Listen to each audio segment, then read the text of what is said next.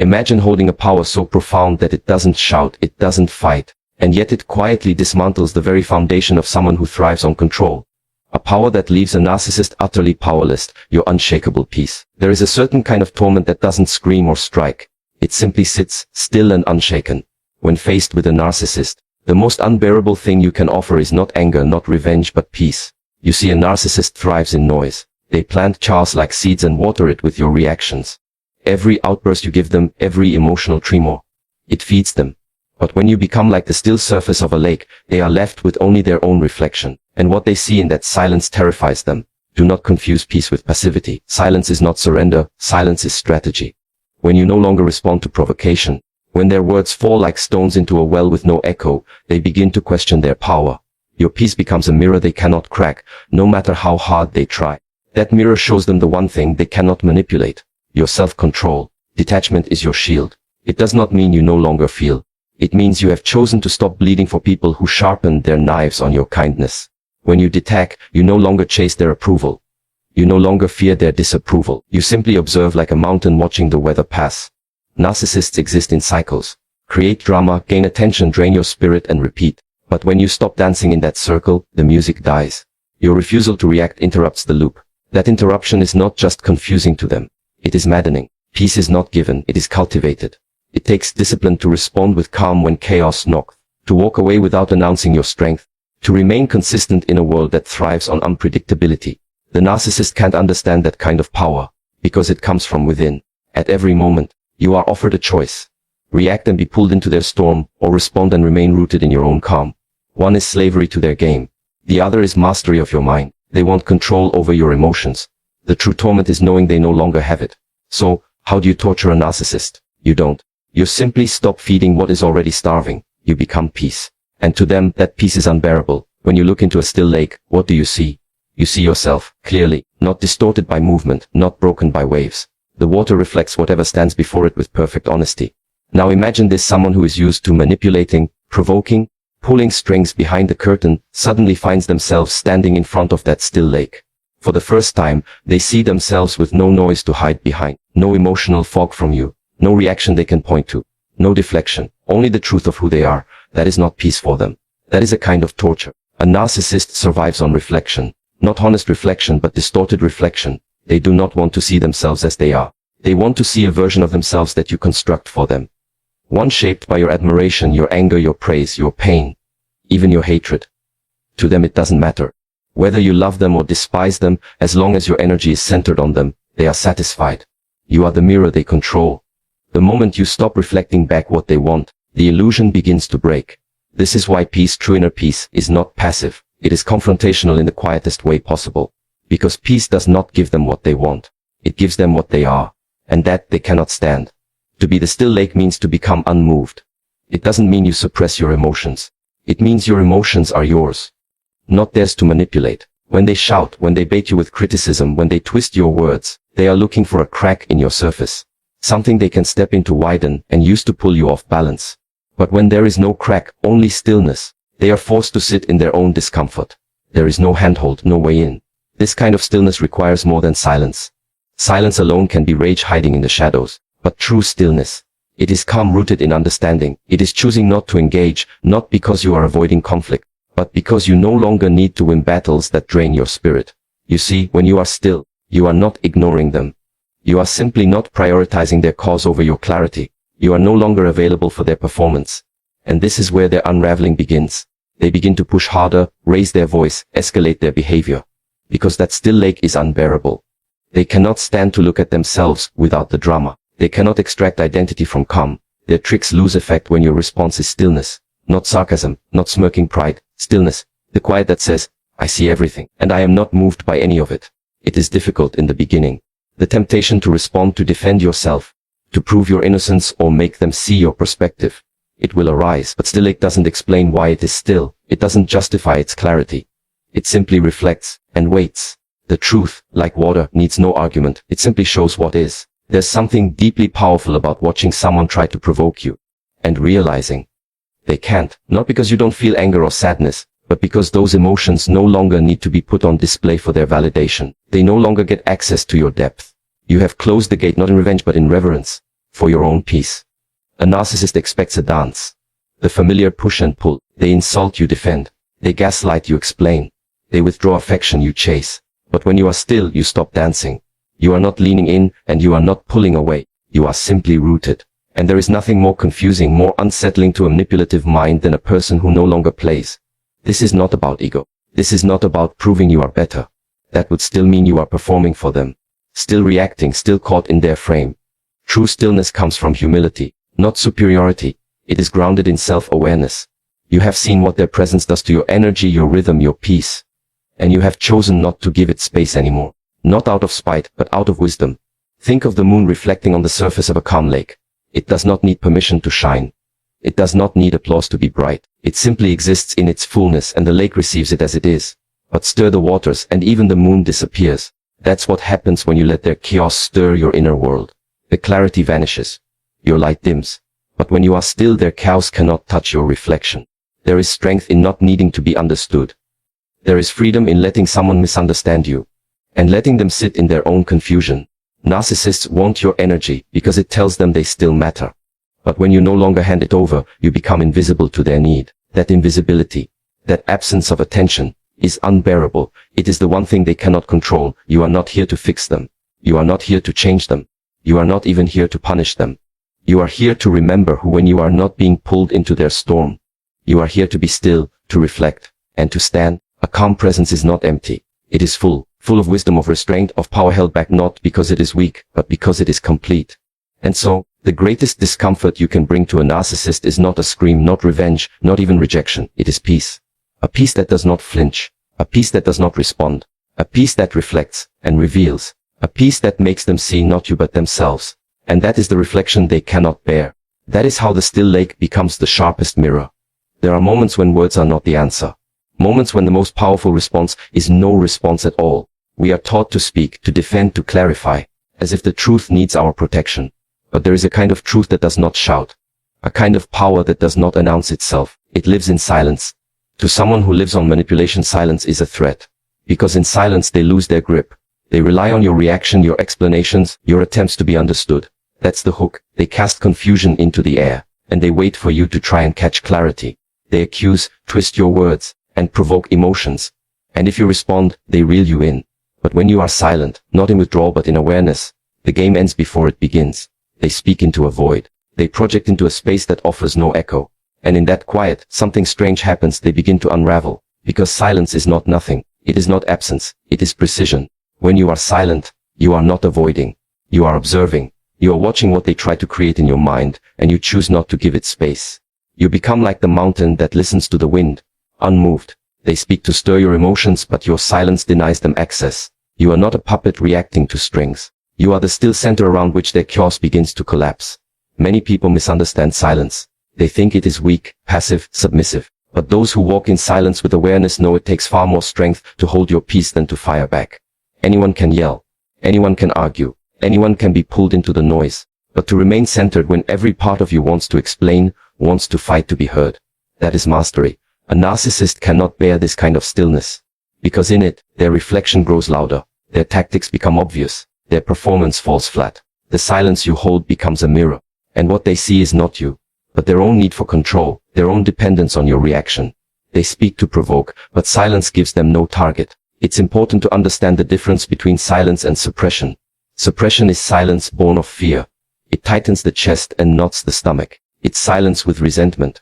But the silence I speak of is not suppression. It is not born of fear. It is born of freedom. It is the silence of one who sees clearly and chooses not to waste energy. It is the silence of one who is no longer for sale to manipulation. This is not a silence that hides. It is a silence that reveals. It shows you. And it shows them who really holds the power in the room. The one who reacts is led. The one who watches is leading. There is a moment, always, when you are pushed. Maybe it's an insult. It's a lie. Maybe it's a calculated comment meant to stab where you're most sensitive. In that moment, silence is not about biting your tongue. It's about recognizing that some battles only exist because you showed up to fight. When you stay silent, you don't engage. And without engagement, the battle cannot live. What makes silence sharp is not just the absence of words. It's the presence of calm behind it. That is what they feel. That is what pierces. You are not shaking. You are not waiting to explode. You are simply still. That stillness cuts deeper than any insult ever could. Sometimes people say, but I need to defend myself. If I don't speak, they'll think they've won. And I ask, win what? An argument, a moment of false superiority. Let them win what does not matter, so you can keep what does. Peace is not about making them see you. It's about making sure you don't lose sight of yourself. When a narcissist cannot get a rise from you, they feel irrelevant. That's the real pain for them, being unseen. Your silence says, you no longer dictate my energy. And for someone who believes they are the center of every story, being met with indifference is unbearable. You become invisible to their tactics, untouchable by their drama. And it is not because you are hiding, it is because you are awake. You've seen the pattern. You've learned that responding is not always communication. Sometimes it's submission. And your silence becomes a boundary that speaks volumes. They may mock your silence, call it weakness, accuse you of avoiding. This is the last attempt to draw you out, to bring you back into their field. But do not be fooled. That reaction is not power, it is fear. Fear that they no longer control your world. Fear that you have outgrown the need to be right in their eyes. Your silence may be misunderstood, but it will never be mistaken by those who see clearly. And in time, the ones who need to see will see. The ones who don't were never looking anyway. So when you find yourself being provoked, remember you are not obligated to respond. Not every flame needs to be fed. Not every voice needs your reply. Some of the strongest stands you will ever take will be taken in complete stillness. Not because you are defeated, but because you have chosen not to waste one more drop of your peace. And that kind of silence is louder than any scream. There is a story in the wind, and it is always speaking. But only those who are still can hear it. In a world full of noise, of competition, control, and people craving attention, there is something rare and unsettling to those who thrive in chaos. A person who is not reacting. A person who is not explaining, not defending, not chasing approval or fearing rejection.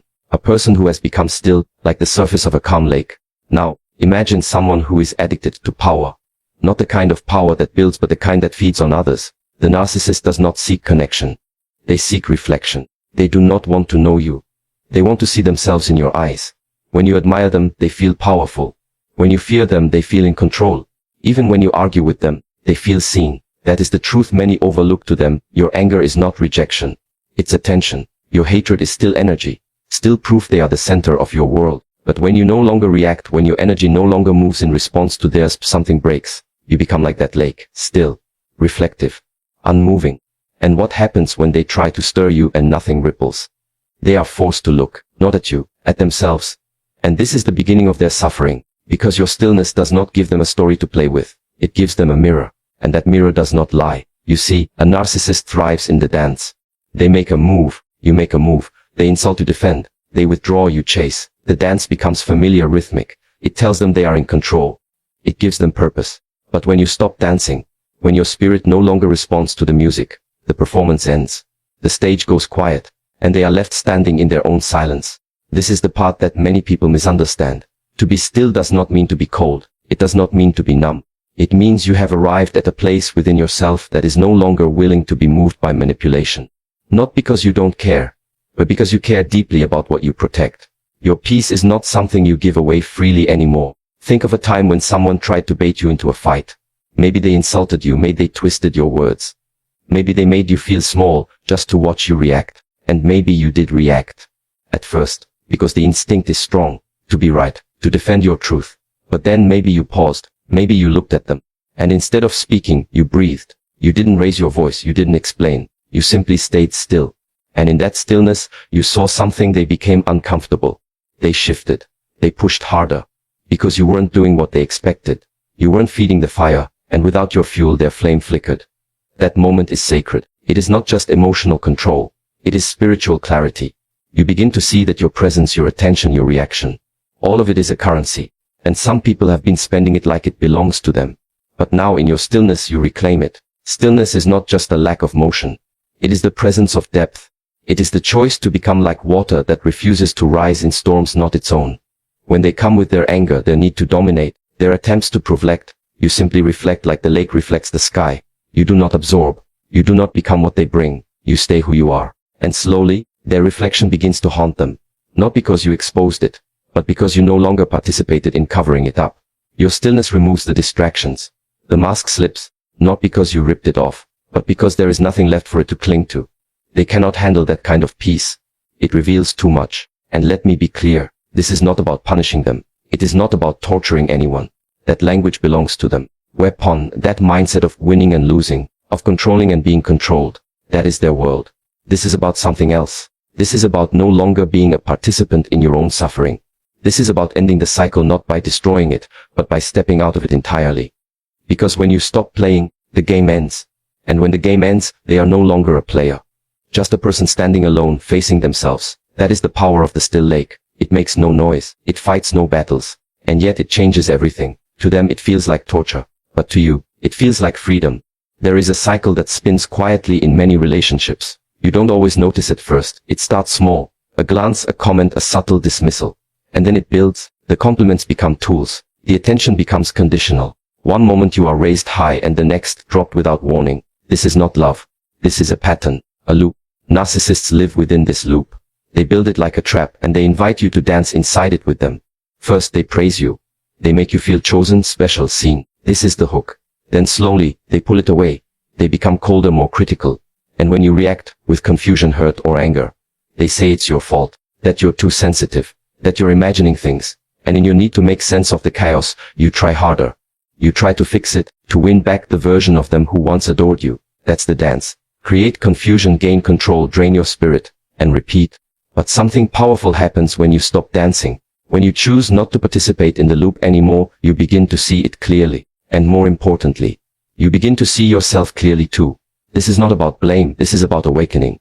Because the moment you recognize the pattern, the spell breaks. You realize that what you thought was connection was actually a performance.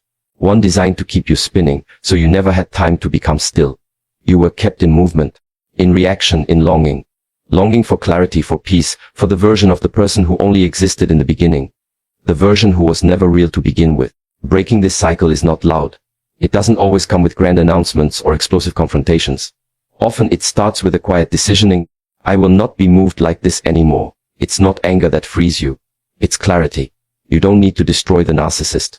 You simply need to stop being their fuel, because without your energy their power fades. They will notice. Of course they will. When the cycle breaks they feel it. They feel the silence where there used to be reaction. They feel the distance where there used to be pursuit. And in their world this is intolerable. They will try to pull you back in. First with charm. A sweet word, a familiar softness. Then with guilt. Reminders of how much they did for you. Then with fear. Threats of loss, abandonment or shame. These are not signs of love. These are signs of desperation. They are losing control, and control was all they ever wanted. You have to understand this cycle is not random. It is designed, it feeds on your response. So when you break the pattern, you are not just protecting yourself, you are disrupting a system. A system built to keep you small, reactive, dependent. And yet, here's the part that many struggle with. When you walk away from the cycle you will feel doubt. That's normal. That doubt was planted long ago. Every time they made you question yourself. Every time they blamed you for their behavior. Every time they convinced you that your pain was your problem. That doubt is not truth. It is residue. It fades the more you stand in your clarity. To truly leave the cycle you must let go of the need to prove anything. That's one of the traps. You want them to understand what they did. You want them to admit it, to own it, to apologize. But this keeps you tethered. Wanting them to see your truth means you are still seeking something from them. That gives them power. And real freedom is walking away, even when you know they will never admit what they did. Even when they twist the story and make you the villain. You don't have to fight that. You don't have to correct the narrative. Let them say what they want. Your life will speak for itself. Your peace will speak for itself. There is a deep strength in choosing peace. Even when chaos demands your participation. A narcissist will try everything to draw you back into the cycle. They know exactly what buttons to press. They know how to trigger your need for validation, your need closure, your hope for change. But the truth is, the change is not theirs to make. It is yours. And you make it every time you do not react. Every time you choose silence over explanation. Every time you walk away instead of arguing. Every time you choose your inner stillness over their external drama. Let the cycle spin without you. It may take tumble. You may respond when you wish you hadn't. That's okay. This isn't about perfection. It's about awareness. Each time you see the pattern and step out of it, even just a little, you reclaim a piece of yourself. And eventually, you look back and realize you're no longer dancing at all. You're standing still and strong. That is when the healing begins, becomes your weapon. Because healing isn't about fixing them, it's about freeing yourself from needing anything from them. That's the deepest form of closure, not their apology, but your own decision to be done. And when they come back, as they often do, offering new promises, new words. Remember what you've learned. Words are easy. Patterns are truth. And peace is not found in potential. It is found in presence. The presence of someone who is no longer willing to be a participant in their own harm. Let the loop close itself. Walk away quietly, and do not look back. There is a profound strength in acceptance. A kind of peace that arises not from resistance, but from embracing reality as it is. When dealing with someone whose world revolves around themselves, whose actions and words are shaped by a need for control and admiration, we often fall into a trap. The trap of expectation. We expect them to change, to see us, to understand us. We expect their masks to fall and their true selves to emerge. But this expectation is a burden we carry on our own shoulders, a weight that drags us into turmoil. When you accept the narcissist as they are, without trying to fix or change them, you step out of their narrative. You stop playing the game that they have rehearsed countless times. Acceptance is not about approving of harmful behavior or surrendering your dignity. It is about recognizing the limits of your influence and reclaiming your energy from futile battles. The moment you accept that you cannot change someone who refuses to see beyond themselves is the moment you reclaim your power. You stop waiting for apologies that will never come, for recognition that will never be given, for love that was never truly there. You stop feeding the illusion and start tending to your own reality. This acceptance doesn't mean indifference or detachment in the cold sense. It means a clear-eyed understanding of what is and what is not within your control. It means seeing the narcissist's patterns not as mysteries to be solved, but as facts to be acknowledged. And from that acknowledgement, you build your boundaries, your peace, your life. Acceptance is a kind of freedom because it dissolves the internal conflict. When you resist reality, you fight a war you cannot win. You drain your strength trying to rewrite a story someone else is determined to tell. But when you accept, you conserve your energy. You redirect it. You focus on what nourishes your spirit, what elevates your peace. There is a story of a river that flows around rocks rather than trying to push through them. The river does not waste energy fighting the stones. It accepts their presence and finds a way forward. That is the kind of wisdom acceptance holds. It is not defeat. It is strategy. It is resilience. When you accept the narcissist's nature, you also accept the unpredictability of their reactions. You stop trying to predict or control how they will respond because you know their responses are reflections of their own struggles, not your worth. This awareness protects you from being dragged into their emotional whirlpools. You become like the sky on a stormy day, calm above the chaos, steady no matter what rages below. Many people confuse acceptance with complacency. They fear that if they accept the situation, they are giving up. But acceptance is the first step toward true change. Not change in others, but change in yourself.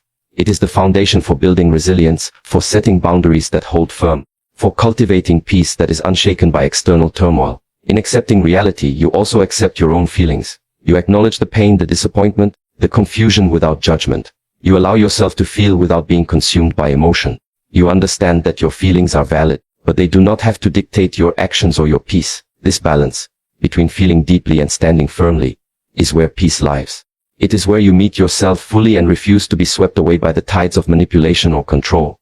Acceptance transforms how you relate to the narcissist. You no longer chase their approval or fall into their traps. You no longer need their validation because you have found it within yourself. You create a space where their chaos cannot reach you, and in that space your peace grows. This is the ultimate way to torture a narcissist with your peace. Not by fighting them, but by refusing to be affected by their need to control your emotions. Your peace becomes a boundary, a silent power they cannot break. It unsettles them because it denies them the reaction they crave. It leaves them staring at a calm they cannot disturb. Remember, peace is not passive. It is a dynamic force that reshapes the energy around it. When you accept and embody peace, you are no longer a participant in the drama. You are the stillness in the center of the storm. And that stillness is impenetrable. You don't have to wait for them to change. You don't have to hold your breath for a moment that may never come. You can choose now. To accept, to release, to stand in your own truth. And in that choice you find freedom that no one can take away. There is a delicate power in kindness. It's a power that many overlook because it does not roar or demand. It whispers. It moves quietly but with profound impact. When dealing with someone whose nature is to provoke, to manipulate, to dominate, kindness can be a force that unsettles them deeply. Because kindness is not weakness, it is clarity. It is strength wrapped in softness. Consider how a narcissist operates. They thrive on conflict, on reactions, on creating emotional storms where they stand at the center, controlling the weather. Their world is built on tension. The tension they create, the tension they exploit. Every outburst they provoke, every slight they manufacture, every moment of chaos they invite is a way to make you respond, to give them energy, to confirm their importance. But what happens when you respond with kindness instead? Kindness disarms. It does not escalate. It does not feed the fire. Instead it soothes. It shows a different kind of power, one that cannot be threatened by their games. This power is rooted not in controlling others but in controlling yourself. It is the power of choice, the choice to meet cruelty with calm, to meet manipulation with compassion, to meet arrogance with grace. This is not easy. It requires you to be grounded in your own peace, to understand that kindness does not mean tolerating harm or giving away your boundaries. It means responding from a place of strength, so that you are not shaken by provocation. It means holding your center even when the world around you spins out of control. Imagine the confusion of a narcissist faced with kindness. They expect fire, but they find water. They expect noise, but they find silence filled with warmth. This unexpected response breaks their rhythm. It challenges their assumptions. They cannot use their usual tactics because kindness does not give them leverage. It does not offer weaknesses to exploit. Instead, kindness creates space. Space where healing can begin, if not for them, then for you. Kindness in this context is radical. It is not a passive act. It is an active choice to refuse to become a victim of their manipulation. It is a refusal to mirror their cruelty. It is an act of self-preservation and empowerment. There is a beautiful paradox here. You might think that being kind to someone who has caused you pain is giving them power. But in truth, kindness returns power to you. It transforms your pain into strength. It prevents bitterness from taking root. It protects your heart from becoming hardened. Moreover, kindness can be a mirror. When you respond with genuine compassion, you hold up a reflection of what is possible. Not what is, but what could be. You show that peace is a choice. That love is not always about closeness but about respect for yourself and others. And sometimes that reflection causes discomfort, even suffering, because it exposes the emptiness behind the narcissist's facade. But kindness is not about changing the other person. It's about changing how you relate to them. It is about reclaiming your dignity. It is about saying, I will not be dragged down to your level. I will rise above. And rising above does not mean ignoring reality. It means engaging with it from a place of inner strength. You might wonder, what does kindness look like in practice? It can be simple. A calm voice when they try to provoke. A gentle smile when they expect anger. A quiet acknowledgement of their pain without absorbing it. Setting firm boundaries with compassion rather than confrontation. Choosing to walk away with grace rather than fight in the mud. This kind of kindness can confuse and unsettle a narcissist more than any argument ever could. Because it denies them the chaos they crave. It shows them that you are not a prize to be won or a pawn to be played. You are a human being with your own light, and that light is not extinguished by their storm. At the same time, kindness protects you from the corrosive effects of hatred and resentment. Holding on to anger can trap you in a cycle of suffering, but kindness liberates. It opens the door to peace, even if the other person never changes. Remember, kindness does not mean endless patience or blind forgiveness. It means being wise about where you invest your energy. It means protecting your heart by letting cruelty define your response.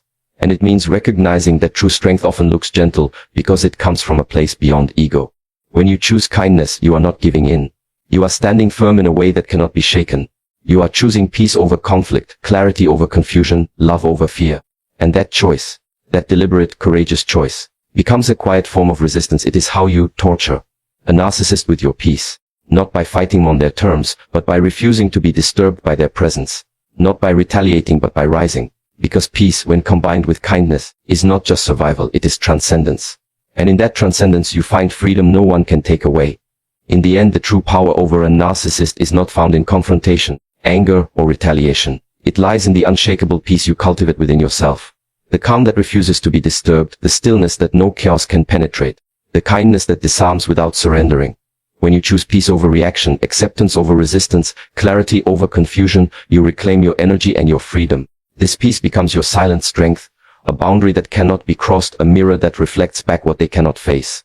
And that is how, without saying a word, without raising a hand, torture a narcissist, not by breaking yourself down, but by rising quietly, firmly, and beautifully into your own life.